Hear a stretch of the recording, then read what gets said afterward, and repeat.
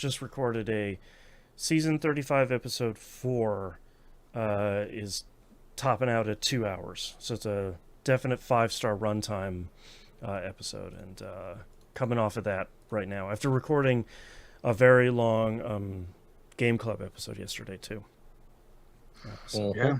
feeling crispy. You guys are doing all kinds of stuff. That's right. Yep. Probably against, like, doctor's orders, but you can't keep me from my microphone. I was saying We only weigh on Instagram. God damn it. Boo!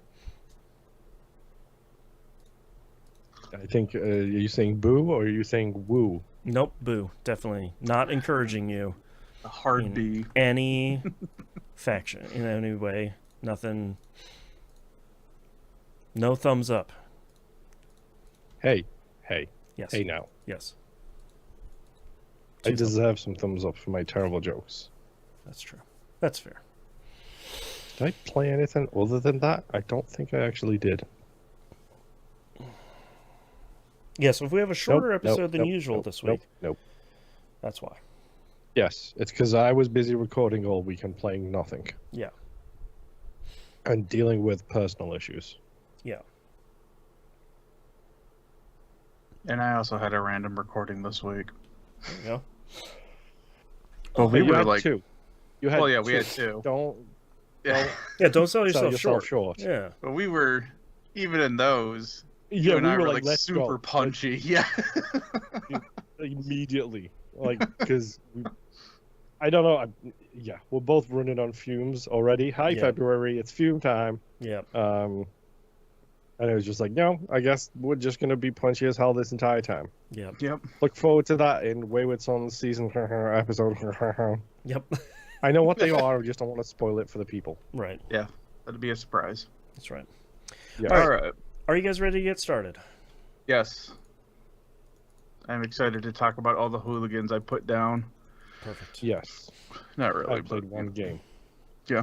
All right. Let's get started in 3, 2, 1.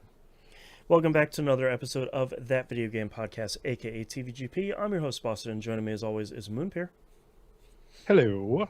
and the Nymph. Hello. We were just talking about this in the pre-show, but if we're a little bit punchy today, Moon and I just finished recording Critical Misses Season 35, Episode 4. It was a 2-hour episode, definitely our version of 5-star runtime, so you'll have to excuse us if we're a little bit punchier than usual. If you want early access to that, get it over at patreon.com/E1M1. The ones and numbers. Don't wait 6 months, folks. Get That's it right. now. You can get it Ish. actually probably early next month. It's pretty soonish.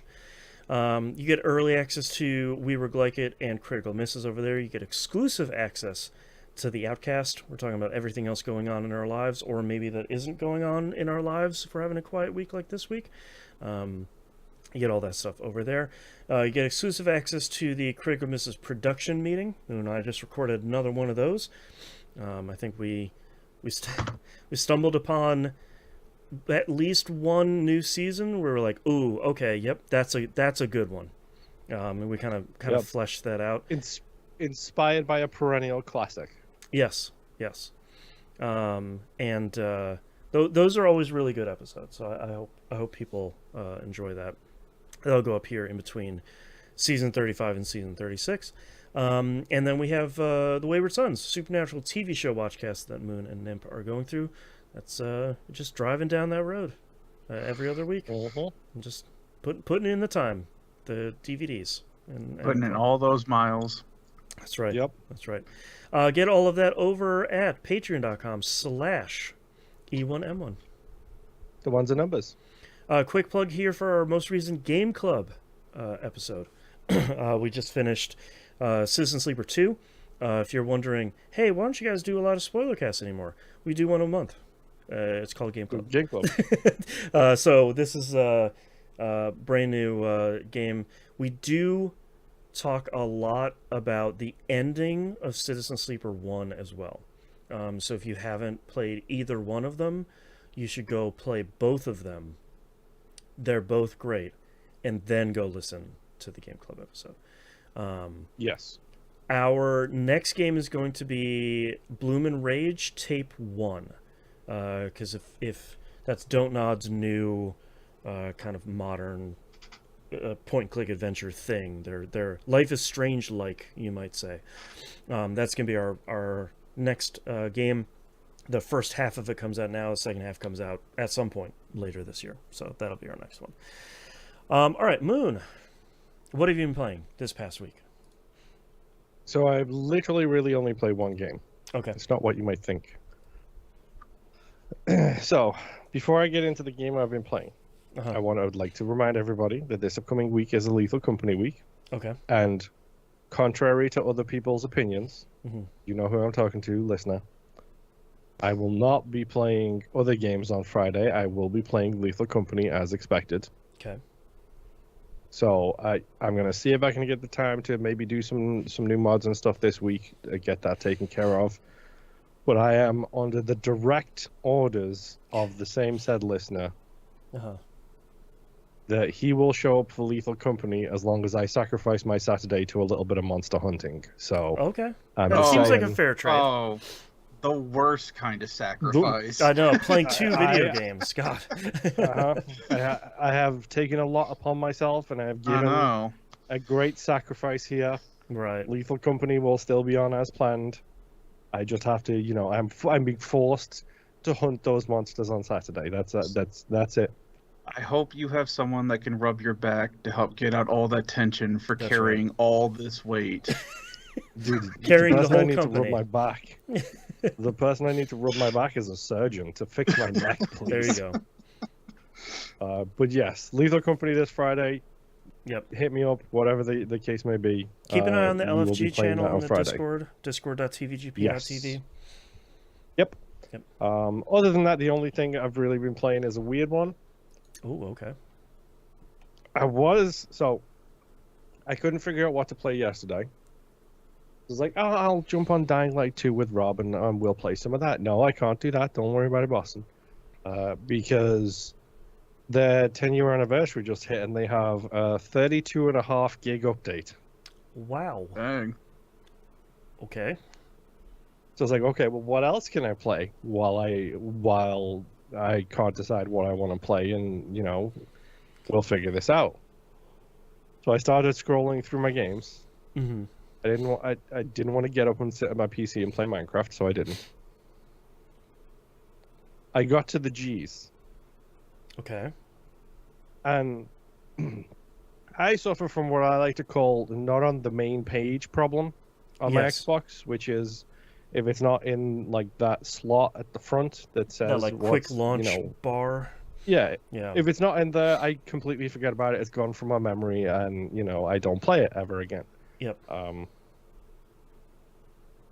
I still had Grounded installed. Oh, okay. And Grounded was the game I was playing with Rob, who was the person I was trying to play games with. Aha. It's all coming together. So I loaded up Grounded. Okay. That game is still phenomenal on every single level. And it's not until you do things like, I don't know, start a Minecraft server and start playing with a bunch of random people that you realize the quality of life improvements that Grounded has made to this kind of game. Like, I'm sure I've mentioned it on the show before, but they have like a hot deposit button where you stand in front of a chest and you hold X, and anything that's in the chest already that you are carrying, it just deposits it straight into the chest. Yeah. Oh, okay. Yeah, Stardew Valley has that now, if I remember correctly. So, like, in my case, if you're like an organizational freak and you have a wall of chests, naturally, you could literally just go hot deposit, hot deposit, hot deposit, hot deposit, hot deposit, hot deposit, hot deposit, hot deposit, and get rid of all of the gubbins that you happen to have picked up the entire time you've been playing. Right. And I forgot how to play the game, if I'm completely honest. So it took a while to get back into it. Took a while to get back into the swing of things. Yep. There was a moment when we were playing it previously where I would just jump in by myself and go tooth hunting. Not as creepy as it sounds. In the slightest. Okay, it sounds pretty creepy. Well, it's not that bad. You just literally go and finding the teeth so you can do the permanent upgrades kind of thing. Okay. Because you have to smash the teeth to get the gubbins from the teeth to do upgrades. Yeah, metaphor and refantasio. Rob, Yep. yes. And then Rob went into his like upgrade menu. He was like, "Wait, why do I have 32 teeth?" And I was like, "Oh, that must have been what I was doing while you went around. Was just doing teeth hunting the entire time." Yeah, farming teeth. Yep. So I did that for a while, and then apparently I also made the world's weirdest zipline system. I feel like I remember that from the last time we talked about it. You had like some sort of grand zipline plan. Yeah. yeah. There was an oak tree in the middle of the map, so I built like a zipline hub around that goes to all of the different corners of the garden. And it's like, okay, well, apparently I did a lot of this, but I didn't finish it, so I did some more of that. Okay. It is a strand game after all, so you need to finish your works. Literally, I'm making zip lines from strands of spider webs, so yes, Perfect. It is a strand game. Got him. Thanks, Kojima. And I hate you all so much. And it's really funny because like we are technically like building things to try and help out. So you could argue that we are making nano machines. It's true. It's true. You are. Powers everything around us. I'm just saying, nano machines son is literally the way to go. It's great. The game looks fantastic. It plays really, really well. There's a bunch of stuff in there that I don't know what I'm doing with it, and it's like, okay, I guess. And I cannot stress this enough as someone who has a currently outdated RTX mod on his Minecraft because it updated, and now I need to wait for the new mod update to come out so I can update it again. The game looks phenomenal. Yeah. Like, I don't think I've seen a video game with better game design than Grounded. And now you can get the fully yolked edition too, which has got all of the updates and everything. So oh yeah, they did that big update. That's right. I think they did that when it went multiplat as well. So I think so, yeah. Minor spoiler, if you're on different platforms, get yourself some Grounded going on and play some Grounded. It's cross-platform, from what I understand. It's cross-platform. I believe so. Yeah. And they also do the thing now where you can randomize the garden. Oh, which cool. Is just that's great. The most bonkers thing that I've ever heard. That's for a game seems dangerous. Yeah. Yeah, but I feel like that's kind of what you want, though, because if you've already essentially finished this game once, starting it back over is well, the garden's going to be exactly the same as it was. Why would I play it again? Yep. That's smart. But yeah, we tooled around for a little bit. We did some exploring. We were trying to figure out how to unleash the wasps. Because there is a boss wasp. Spoiler alert: it's the queen. Okay, makes sense. Who you can fight, and there is an achievement for fighting the boss animals. So, the brood mother, who is exactly who you think it is. Yuck.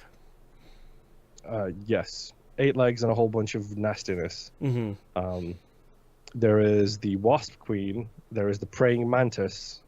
And now, part of the fully yoked edition, they've added a bunch of ant queens in as well, I believe.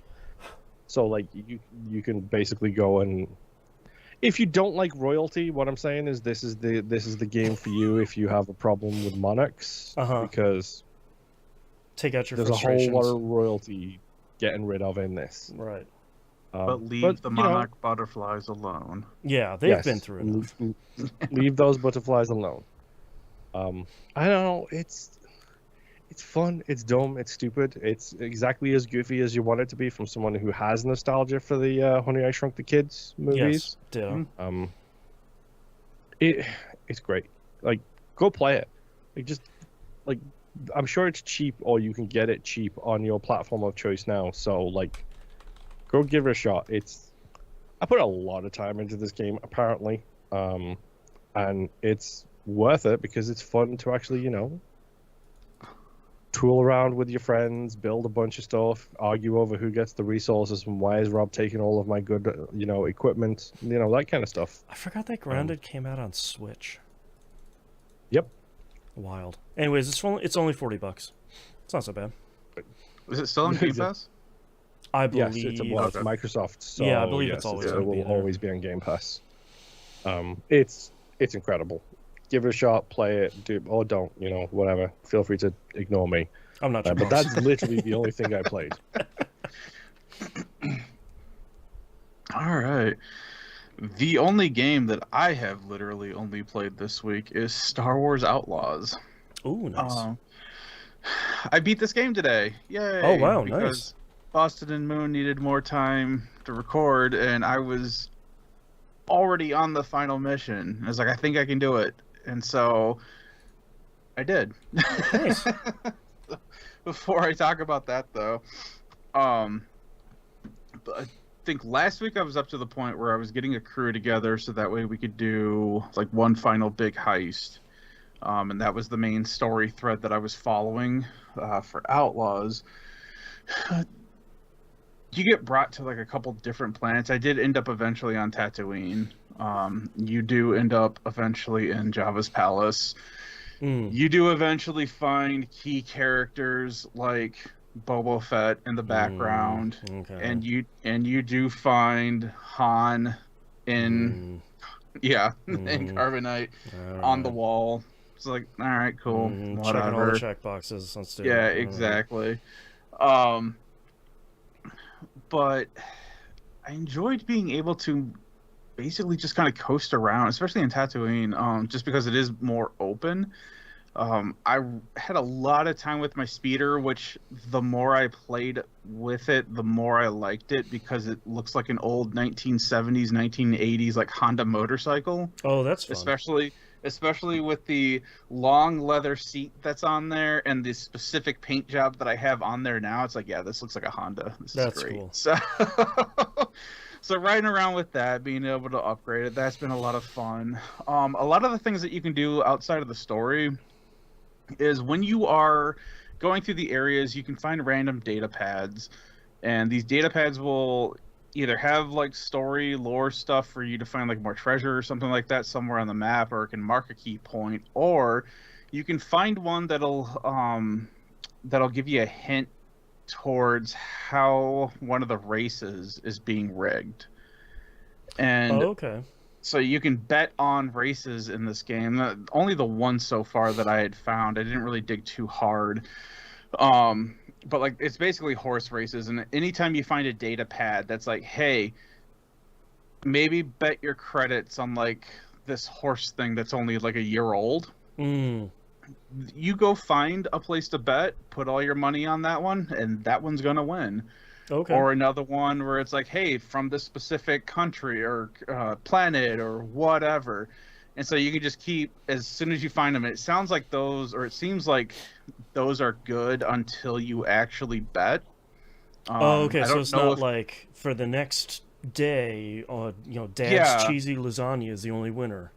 Exactly. So it seems like it's good until you bet. I didn't waste a whole lot of time on them though, just because as soon as I found one, I was usually in the middle of a mission. So once the mission was done, then I would go bet, and then I would win that, and then I would move on. So I didn't do a whole lot with the betting. I did play, I think, like 2 games of Sabacc. That's fine. It's interesting. There's the way this plays out. It's just like trying to play like blackjack almost. In a weird way. You get dealt 2 cards. One's a yellow card and one is like a reddish brown rust color. The yellow card is called sand. The red card is called blood. Okay. And the idea behind these 2 cards is for you to get a good hand, you would like to have the lowest number value altogether, but you would also like them to be a pair.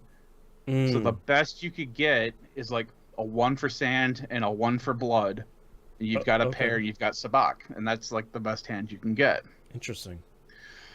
You have ways that you can cheat with this. Naturally. There's 2 ways that aren't really cheating. They're just part of the game that the other players can do as well, where you get like these little tokens that represent a thing. Like there's one where you don't have to pay money to draw a new card. There's another one that you can get back up to 2 of your tokens that you put in to draw. You can earn those back. Or there's another one that I had where I could force all the other players to have to pay up one more, even if they don't do anything. And there's like a ton of these that you can find. Like I said, I didn't play a whole lot because I didn't really care.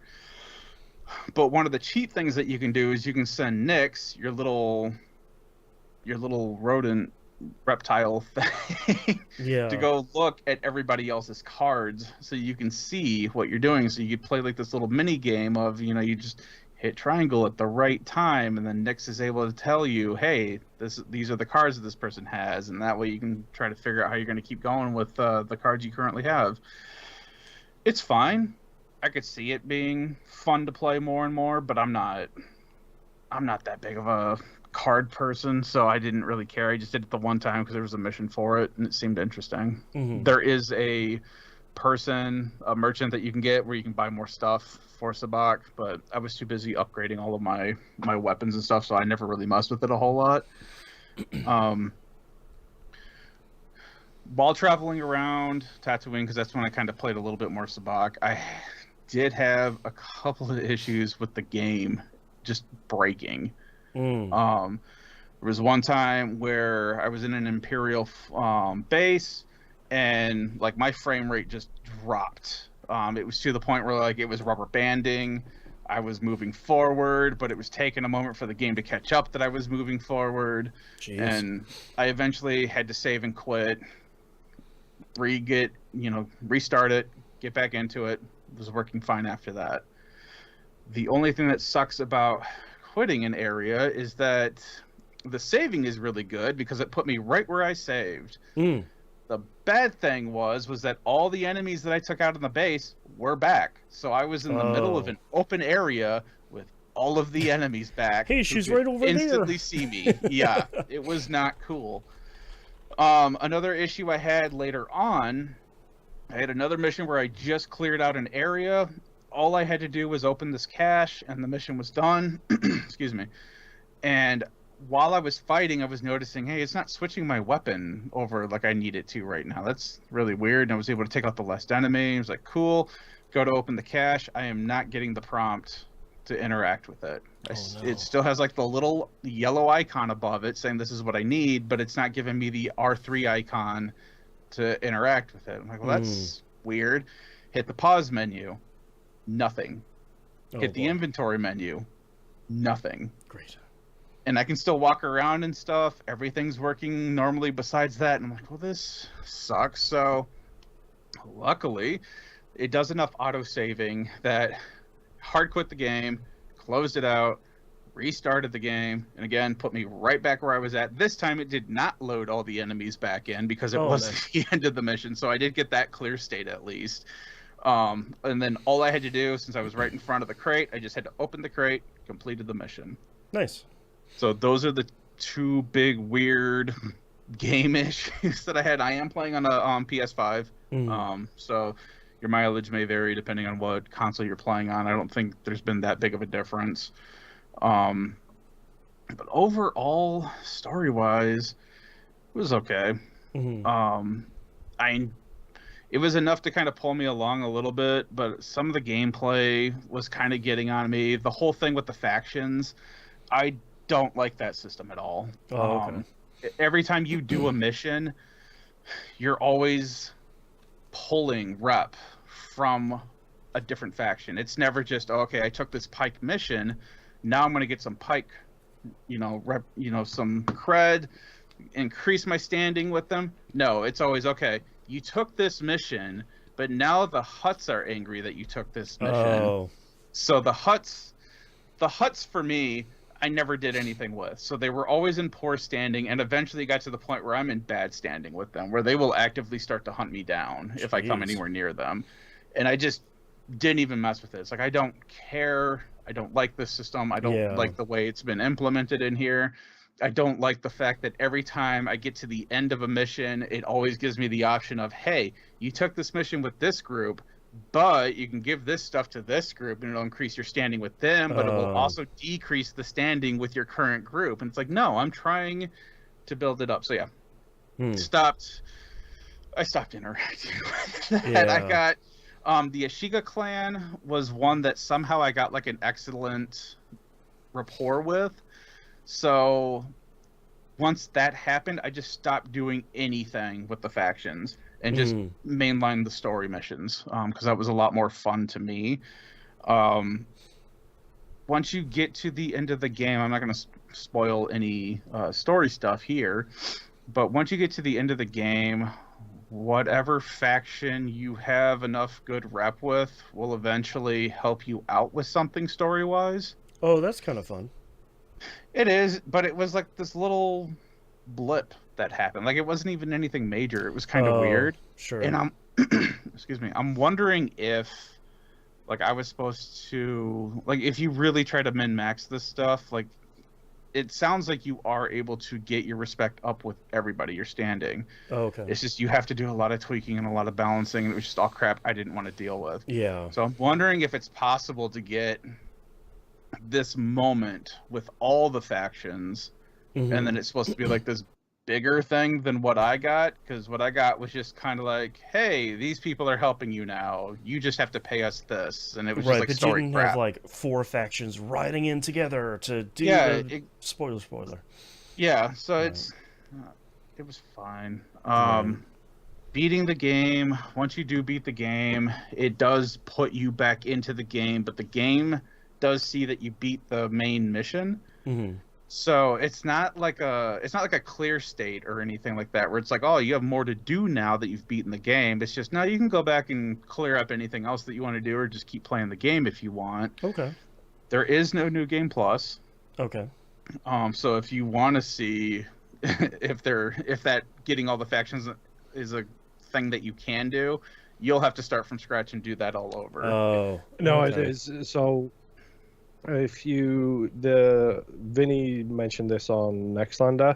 There are certain quests where after a while, one of the rewards you get is money, or you can sacrifice the money and get a lot more faction rep. Apparently, it's super easy to do like rep quests, essentially, like Legacy WoW, where you just do a quest to gain rep for the faction, and you can basically get them eventually all to maxed out, essentially. Oh, but I was also kind of at the point, because like the whole point of having the rep and all that stuff is that they're supposed to give you items. Their merchants are supposed to give you like access to better items to buy, and then you're supposed to get better missions and stuff to earn more money. Money was always kind of tight, but like once I unlocked the charge pistol thing for my gun, where it basically charges up and it does like this plasma explosion wherever I launched it at. Oh wow.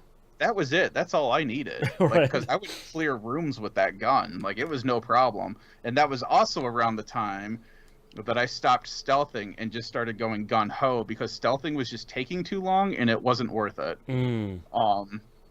You can't, if you get spotted and someone alerts a base, like, everyone that you just took out just comes back, and they just keep infinitely spawning. Oof. You can't clear a base. So it's like, at that point, it's like, I'm just going to run and gun to get to the objective that I need to be in. Right. Get the thing, and then I'm just going to get back out. And it's going to be that easy, because it was. So I had a lot more fun with the game when I started doing it that way. I still enjoyed ambushing things, but after a while, it was just annoying, and I just wanted to get the story done with. Right. So yeah, you beat the game. You get an after credit scene. Of course. I don't know if they're planning on doing a sequel, if they even can do a sequel. I mean, it didn't do well financially at all, so I'd be a little concerned at this point.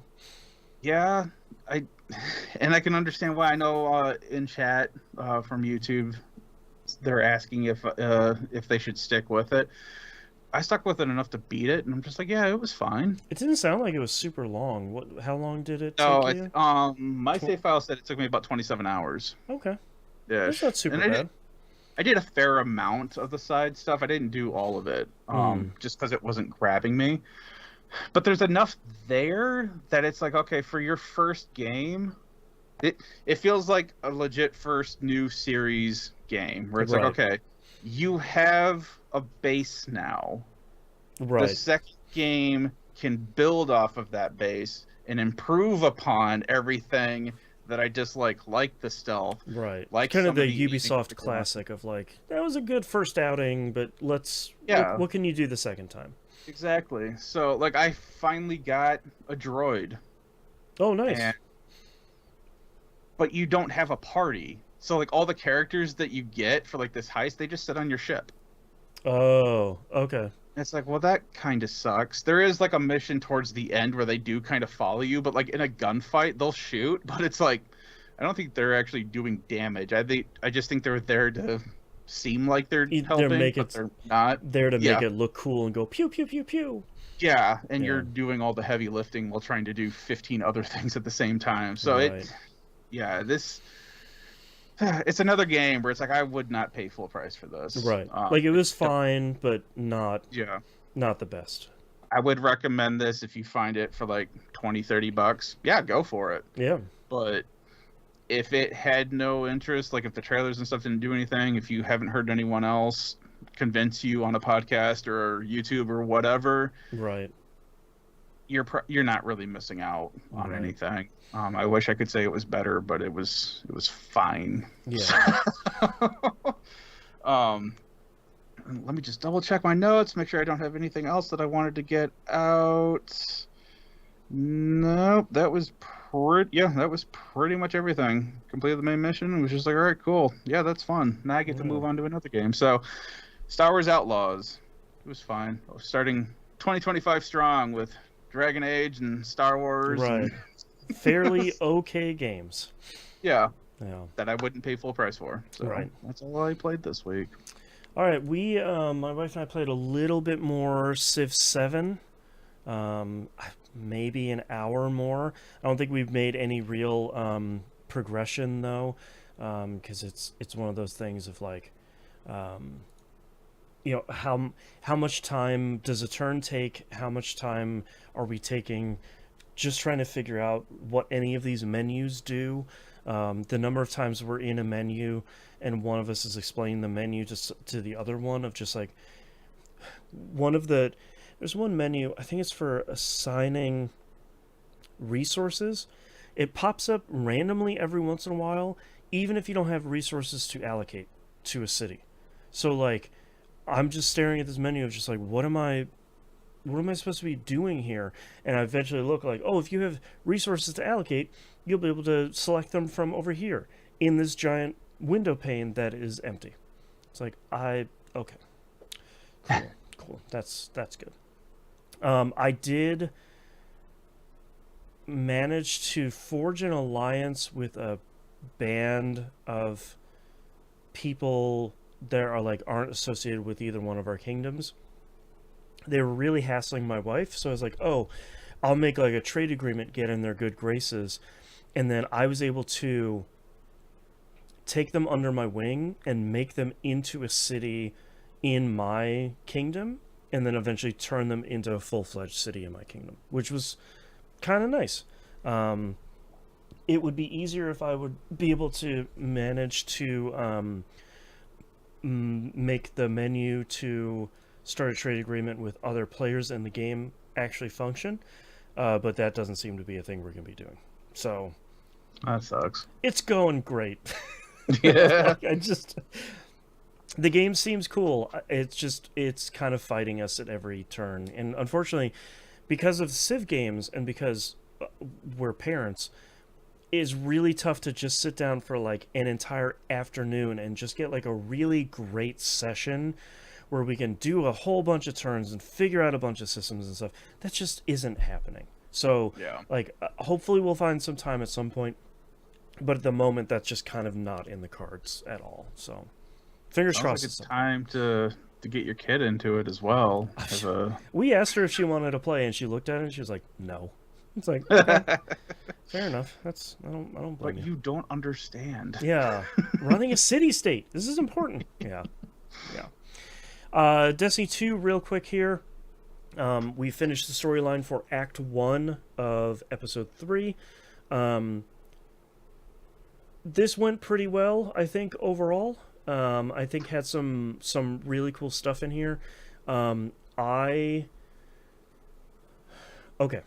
I fully support the SAG-AFTRA voice actor strike that's going on right now. Solidarity. You absolutely should be striking for all of the reasons that you're striking. I am also bummed because there was a really huge story beat in the kind of the main mission you did in this week. You had a bunch of smaller missions to go like build this thing, and you did a big mission to go kind of use that thing. Gotcha. At the end of that mission, there's this big story beat that they've been building to for a while, not just like this episode, but for a while, where 3 really important characters are all talking to each other at the same time. 2 of them are not voiced because of the strike. So, again, I get it, but sort of like a taking wind out of your sails moment of like, yeah, oh, that's okay, I get it, but that's sort of a bit of a bummer. So, interested to see where the story is going to go. I think so far it's fixing a lot of the problems that myself and others had with the last episode, which is like the story isn't very interesting, you know, the loot isn't very interesting. I'm drowning under loot in this episode, which is frankly pretty impressive, because not only is the new activity in the Dreadnought dropping loot all over the place, but there's also this thing, it's called the Tome of Want, because it's Destiny, so it has to have like proper nouns for everything. It's essentially like you feed a bunch of materials into it, and you can kind of focus on what weapons you or armor you want. So you can say like, oh, I want episodic weapons, or I want world weapons, or I want reprised weapons. Or you can say, oh, I want world armor or episodic armor, stuff like that. And even then, if you pick like episodic weapons, you can specify, oh, I want auto rifles, hand cannons, grenade launchers. You can specify very distinctly what you want to get. That stuff is dropping loot like bananas. Like it's I'm drowning under stuff, which is exactly what you want to have happen, and what exactly wasn't happening last episode. So it's still good. I'm still enjoying it. I'm looking forward to there being kind of a little bit of a quiet time. I think the next act launches in about 3 weeks. I believe 2 or 3 weeks.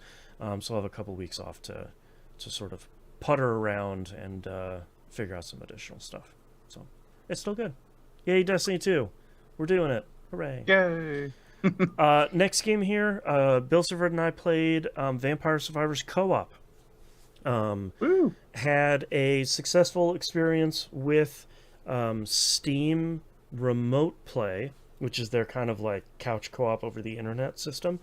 We tried playing Risk of Rain Returns with that at some point, and it didn't... Okay, here's my frustration about Steam Remote Play. When we played Risk of Rain Returns and it wasn't performing well, there wasn't really any information that was being surfaced about why. Because it's like, I want to know if it's running poorly because the person who's hosting it, their family decided to fire up something on Disney Plus, the bandwidth killer, and now nobody can play a video game in the house. It was basically just like, no, your connection's poor. And it's like, yeah, but one of us has to be hosting, so which one of it, like, what's happening here? Thankfully, it ran really well this time. We played, I think it was 2 games, and I haven't played co-op on this before this. I was really impressed with how well the co-op worked on this. We basically picked both of our characters, and then every time you level up, one person out of the 2 gets to pick your upgrades, and then you're gonna kind of keep on from there. I was really impressed with 2 things, though. That one, if you were picking an upgrade and you were able to get something, you know, when you're going for an upgrade, it'll say like, oh, this evolves with, you know, the heart evolves with garlic, and you have one or the other, and it'll say, okay, so pick this one up, and it'll evolve. You'll see that for somebody else in your party as well. So like if you don't have the garlic and one of your other people does, and the heart comes up for you, it'll say, oh, this will evolve this person's garlic. So it's kind of a nice warning of like, you probably shouldn't pick it up because then they're not going to be able to pick it up, which I appreciated. And then we didn't realize this was an option until the second game we played, which was I was playing as Poe, the classic, and I kept looking for the heart, and Bill kept getting the heart over and over and over again. He got it like 3 or 4 times. And every time I'd level up, it wasn't in even if I was doing rerolls. There was an option, when you're looking at the upgrades, it has the buttons on the side of like reroll, skip, banish. At some point, we probably just didn't notice it. It said pass. And what he was able to do is look at the 4 options that he got, and one of them was the heart. And he was able to hit the pass button. It passed that selection of upgrades over to me as the exact 4 that he got, and I was able to then pick up the heart and get that evolution going. So I was like, all right, that's pretty cool, because at that point, like, it just wasn't coming up for me. He was able to kind of skip on his upgrade to give me something that would evolve my weapon and kind of make our run even stronger overall. So some really cool kind of quality of life stuff instead of like, yeah, everybody for themselves, good luck. I was kind of impressed that there was some cool stuff in there for making sure that all of us were having at least a little bit of fun. So, and cool. Honestly, it's Vampire Survivors. It's great. And playing it while chatting with one of your friends, also great. So that was cool. I'm glad that that worked well. Steam Remote Play worked really well the whole time. We had a couple of like small hiccups here and there, but that's just the internet. So like wasn't anything super notable. But yeah, I liked it. I didn't really have too much of the DLC. I think I had the Among Us DLC, and that was it on PC. So we'll see. I didn't play like Castlevania or anything like that. So it's cool. Vampire Survivors. I love it. Anyways, big release of this week. Like a Dragon Yakuza. Pirate Yakuza in Hawaii. That came out this week. It's as bonkers as you would kind of expect it to be for a Yakuza game that stars Majima. Is he in a coma? No, he has amnesia. It's one or the other, really. Yeah, basically. He washes in the intro of the game. He washes up on the beaches of Hawaii with amnesia. Doesn't remember his name or anything.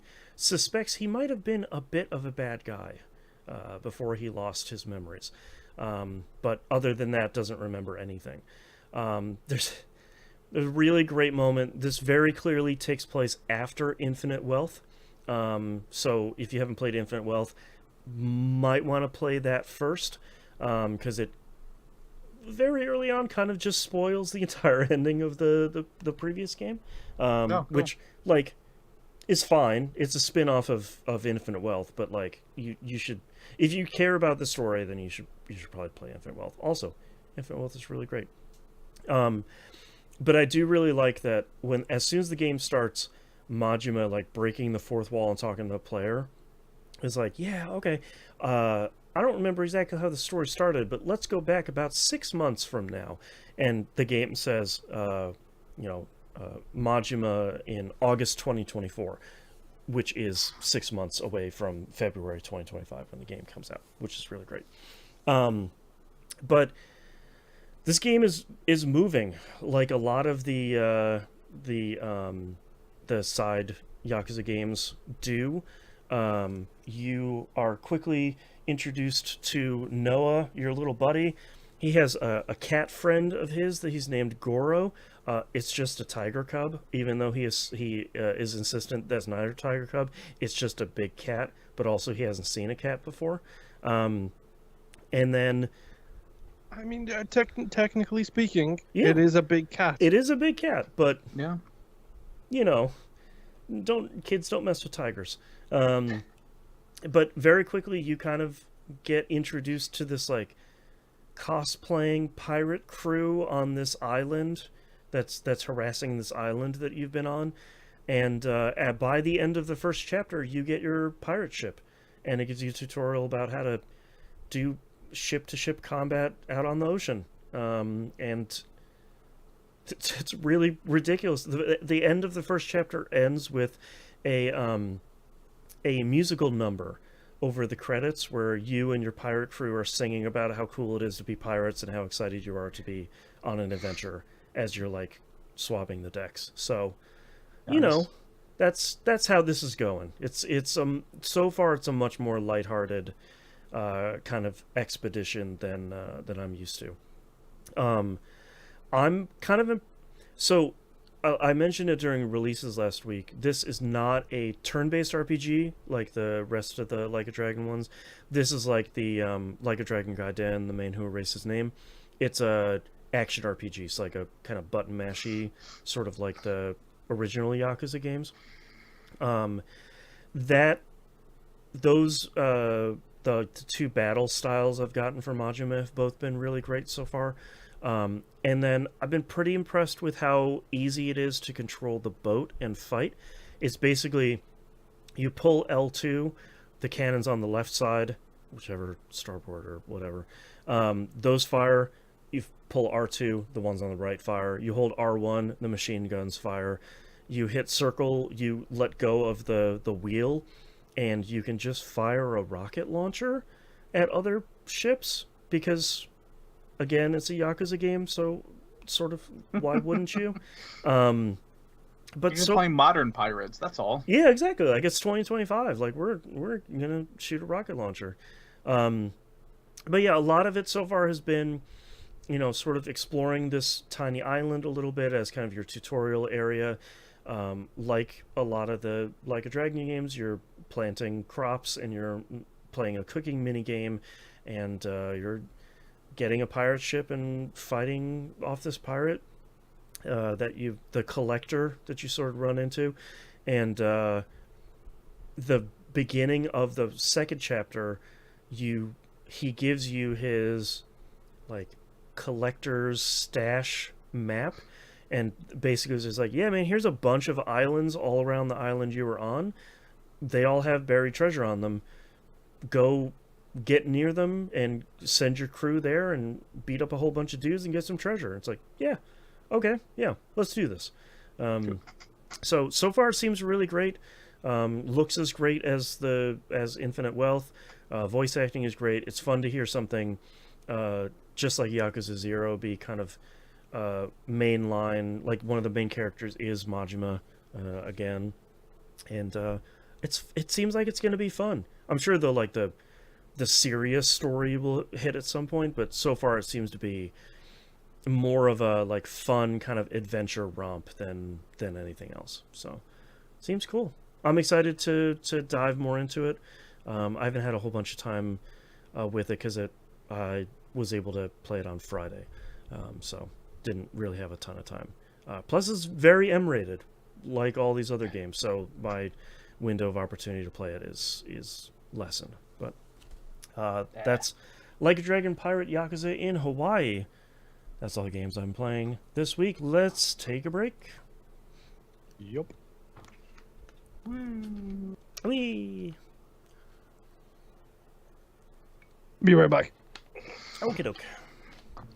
I had seen that somebody had mentioned that Majima and Kiryu are like in their 60s now. In these around there. How do I talk about this? Yes, they're both. I don't know what the timeline is at the end of Infinite Wealth, but they're both. A major part of Infinite Wealth was sort of like, boy, our generation of Yakuza are kind of done.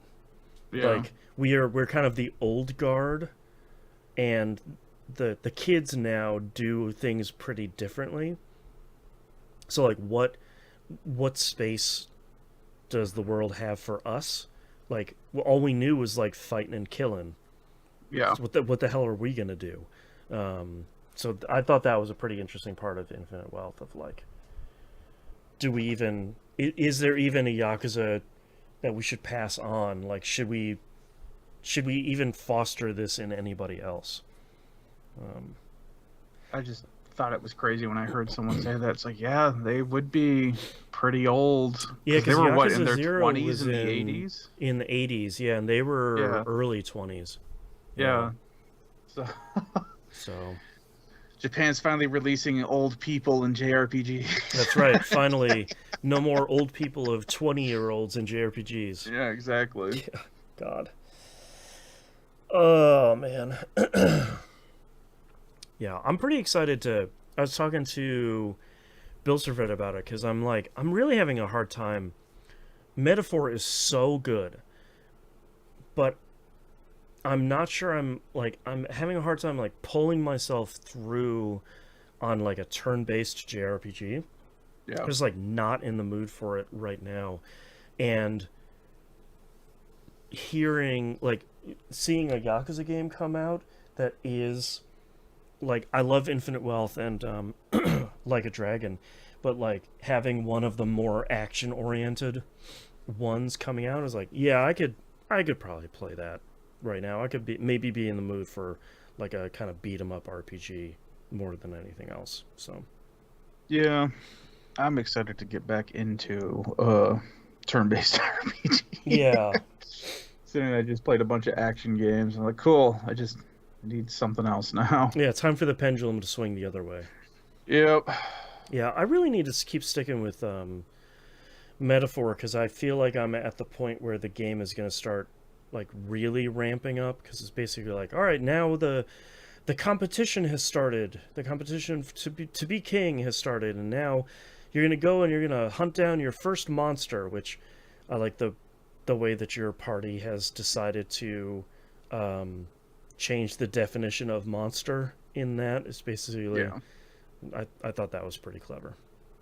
So, yeah.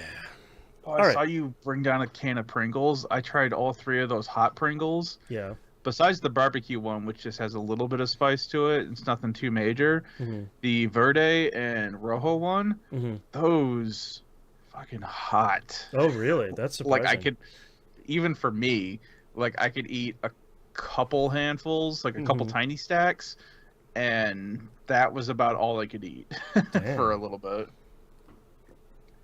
Oh, you got the Japanese one? Japanese? Is it green tea? No, this is rich cheesy garlic. I'm not going to spend way too much on Pringles for stuff I don't know I'll like. Sounds good, and the only reason why I got these because they were on sale, where it was like buy 3 for, I think they were like $4, $3-4 or something like that. That's a steal. So yeah. It's like, well, cool, because there's only 3 flavors I want to try right now. So. Right. It all works out. Yep. All right, you guys ready to wrap this thing up? We're gonna skip our news stories. I don't really want to talk about them. Sure. Okay. All right. Excuse me. All right. Starting in 3, 2, 1. Let's talk releases for the week of February 24th, 2025. Monster Hunter Wilds comes out PS5, Series consoles, and PC. Moon, what are you most excited for in Monster Hunter Wilds? I don't know. I have been on a media blackout for this game since it was announced because I don't want to know a thing. The one thing I do know is this is current gen only, which I am very excited for. Yep. Yeah, I'm curious to see what that turns into. Like, does that mean larger monsters? Does that mean larger areas? Is that going to mean probably graphically, probably more important, like more impressive? This is probably the Reach to the Moon engine, I'm assuming, right? That sounds familiar. Gotta be, right? Yeah, it's probably that's their engine. Game, so yeah, Capcom's dug in deep with that. I don't think they want to move on. Yeah. So. Yeah, this from everything I've seen from this game, looks great. I mean, the Monster Hunter games always look really great, but this one seems to be kind of taking the next step up, which, you sort of hope they would be for the kind of the next mainline game here. But looks cool. I saw somebody playing the game with a bow earlier, and I said, "Oh dang, they have bows in this thing. That looks cool." They've had bows forever. I could play a bow. Hey man, I don't know. This is self-preservation. I don't pay attention to Monster Hunter much at all because it looks incredibly cool, and I would play a lot of it. Yeah, I'm gonna just make a prediction. At the moment, I'm gonna play the Switch Axe, assuming it is still in there, because I like the Switch Axe and it's relatively easy to dig into. What's the Switch Axe's thing? Sword and board. Then you combine it.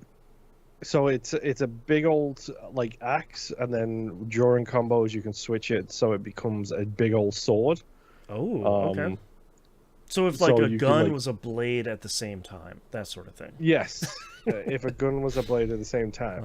I'm assuming friend of the show Rob is probably going to go for the horn, which is secretly just a big old mace that you blow through. Incredible. I love it.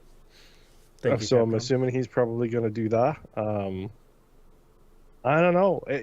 So the thing I'm looking forward to most from this is if they have learned the lessons from Rise and Worlds. Because Rise didn't look as good as Worlds, and it was a little bit questionable in places, but it still played like really good Monster Hunter.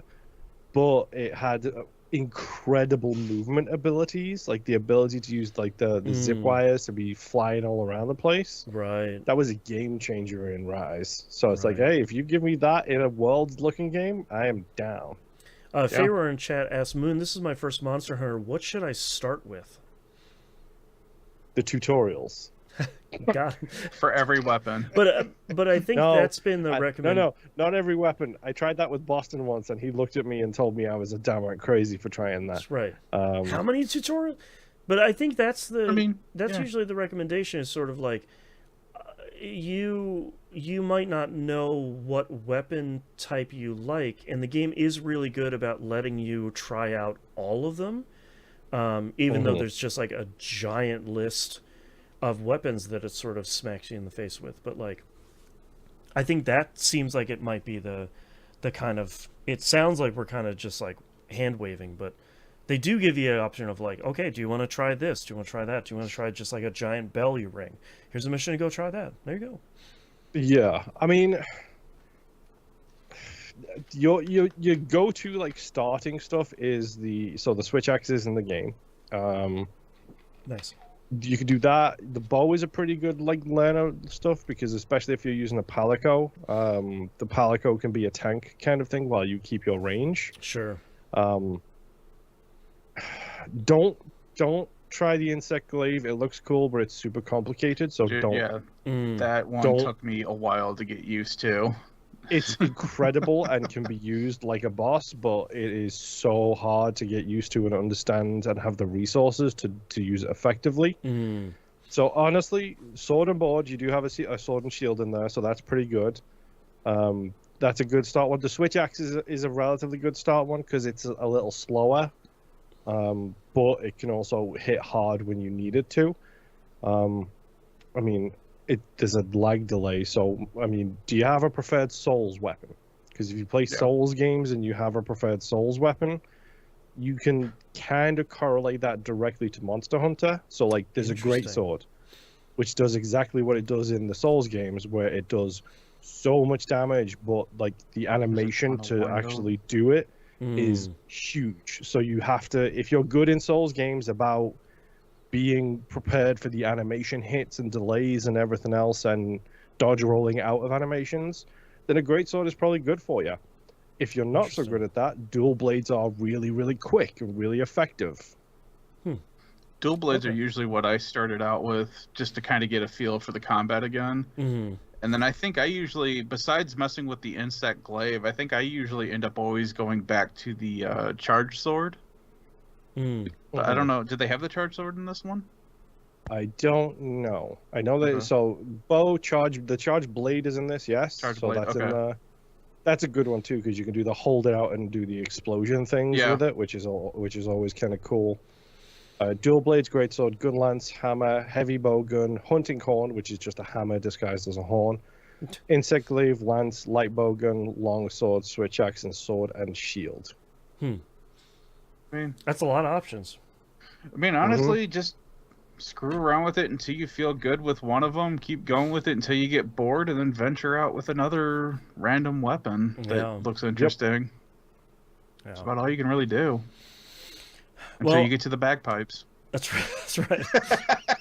Well, I'm excited to hear your impressions next week, Moon. So if anyone's interested in this, tune in for next week's episode where we'll dive into kind of Moon's first impressions of this.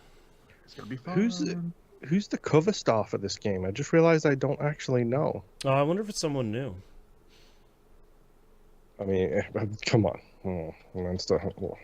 While you look at that, it is the RE engine that they made for this. I sort of figured it's kind of like it's their house engine now, so yeah, and it's shown what it can do. Like it genuinely has. I don't think I recognize the monster on the front. It's not a Rathalos or so I'm very disappointed that they don't have the Queen of the Skies on the front of it. I'm very annoyed with that, we'll say. Yeah. Well, maybe you'll run into them starting next week. Maybe they'll be your tutorial boss. Yeah, I was gonna say, first thing. That's right. Welcome to Monster Hunter. That's right. Yeah. All right, and our only other game this week is PGA Tour 2K25. Comes out PS5, Series consoles, and PC. This is HB Studios again. They made if you remember from back when, they made the Golf Club, and they've been making the EA PGA Tour games for last couple versions. Well, it's been 2K23 was the last one, so they took a year off in between. Probably, thankfully, 2K23 was fine, but kind of not the most exciting release. And I know people are gonna be like, "Well, it's golf; it's not that exciting." But like, you can like zhuzh it up a little bit. So, 2K25 looks pretty great. I was trying to figure out like what are the big features this year for kind of over last year. Doesn't really seem that there's too much here. It looks like they're focusing a lot on the career kind of storyline stuff, which was okay in the previous stuff. It seems like there's going to be kind of a better progression there. So you're going to be growing your golfer sort of game over game, year over year. So that could be kind of neat. I unfortunately don't think I'm going to race out and buy this one. I might pick it up eventually once it's a little bit cheaper, but I don't know I don't know what kind of game I'm in the mood for, but I'm not entirely sure that it is a slower paced golf game at the moment. So, which is kind of a bummer because I'd love to support HB Studios, but if you're connected with EA at this point, hopefully your team is being well supported, I would hope. But maybe. I mean, fingers crossed. Yeah, so not entirely sure. But that's all of our releases for this week. There's not a lot coming out. There's probably another Hidden Cats game coming out, but that's kind of a no. Valentine's Day already passed, and I don't think they did one for that. So that's true. Actually, wait, did they? I think they might have actually. It's kind of tough because when's the next holiday? St. Patrick's Day. Yeah, that's true. There you go. It's kind of tough because on the IGDB, there's always a Hidden Cats listing, but sometimes it's like additional levels for the last Hidden Cats game, so I can sort of never tell. Anyways, that's our episode. Thank you very much, everyone, for listening. It's a little bit of a shorter one, but we're just recording too many other things, and we're tired. So check out a lot of the other things. Like we mentioned at the top, listen to if you're listening to the audio version of this, the Citizen Sleeper 2 Game Club episode is out now. If you've played that, spoilers abound, so keep an eye out for that. Yep. You'd like to visit us, you can do so at tvgp.tv. Everywhere to find and follow us is on the right-hand side of the page. Please don't forget to join the Discord, discord.tvgp.tv. The best community on the internet, hanging out over there, talking a lot about food. Also spent a little bit of time this morning talking about Dungeon Encounters, my favorite spreadsheet game. which is still really great. I had to resist because it's my version of like the Deus Ex rule of like someone mentioned Dungeon Encounters, I got to go download it, which thankfully I'm pretty safe from because unfortunately nobody played that game. But please still make a sequel, Square Enix. That'd be great. That'd be great. Patreon.com/E1M1. The ones are the numbers. $5 tiers recommended one. That's why we call it fun for a $5. You get everything, anything above and beyond that is greatly appreciated. Losing my voice and my words at the same time. If you can't support us financially, totally understand. Please go like, comment, subscribe, and all that stuff over on YouTube. Rate and review us. Only positive reviews over on your podcatcher of choice if you're able. And any way you can support us is greatly appreciated. Thank you so much, everyone, for listening. We'll see you next week. Bye. Bye. Bye. Oh, man. All right, Nimp, what are your titles? I have... So I got to the G's. Not on the main page problem. You had some grand zipline plan. Unleash the Wasps. Poe the Classic. And Yakuza. Moon, what do you have? Nowish, soonish, organizational freak, tooth hunting, grand zipline plan, dad's cheesy lasagna, and Yakuza. Vetoed. I have the worst kind of sacrifice, hot deposit, a grand zipline plan, boss wasp, and unleash the wasps. I'm gonna put Yakuza is then. Nope. Right? I'm gonna put check mark next to a grand zipline plan because that showed up on all three of our lists. I like how hot deposit sounds, just saying those two words, but I don't think that wins for me over a grand zipline plan. Yeah, I'm fine with grand zipline plan. Yep. Circling. Excuse me. Me. Now the thinking starts. I am ready. Yeah. Oh, dang. Okay. All right. Starting in 3, 2, 1. This is That Video Game Podcast, episode 905 for February 24th, 2025. A grand zipline plan. Opening soon in the Redwood Forests. Make sure you don't level it too much because you don't want to get stuck halfway. But also don't grab the carabiner at the end. It'll make you go faster. All right. Thank you very much, everyone, for listening and watching. We greatly appreciate it. Thank you, everyone, hanging out with us and chat here for for the live stream. Appreciate seeing everybody every week. Hopefully we'll see you next week. Bye. Bye.